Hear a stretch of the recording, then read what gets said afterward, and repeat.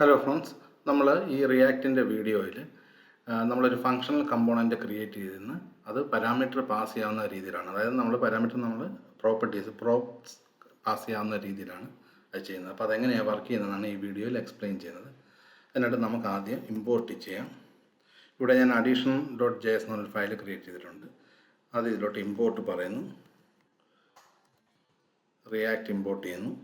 അതിനുശേഷം ഒരു ഫംഗ്ഷൻ ഇവിടെ ക്രിയേറ്റ് ചെയ്യുന്നു. ഇവിടെ അഡീഷൻ തന്നെയാണ് ഫംഗ്ഷൻ്റെ പേര്.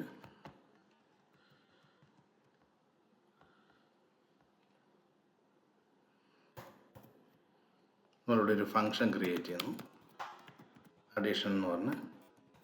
ഇവിടെ നമ്മൾ പാരാമീറ്റർ nums എന്ന് പറയുന്നു. ഇവിടെ റിട്ടേൺ പറയുക.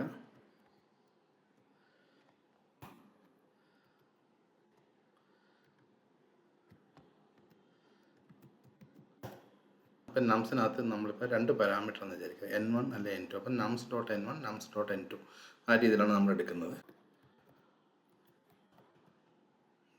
.n2 എന്ന് പറയുക ഈക്വൽ. ഇവിടെ നമ്മൾ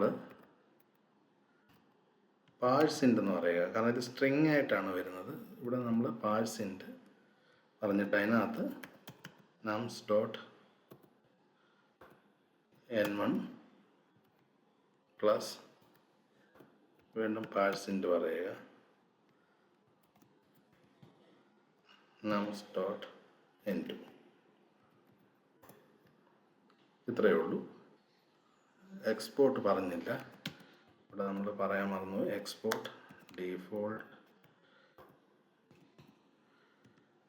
അഡീഷൻ എന്ന് പറയുക. ഇനി നമുക്ക് app.js പോവുക. ഇവിടെ നമ്മൾ ഇമ്പോർട്ട് പറയുക, അഡീഷൻ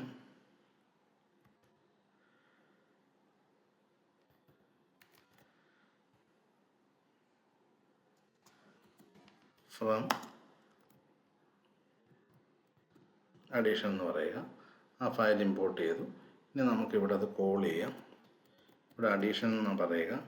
പാരാമീറ്റർ നമുക്ക് n1 10 n2 ഈക്വൽസ് 20 എന്ന് കൊടുക്കാം.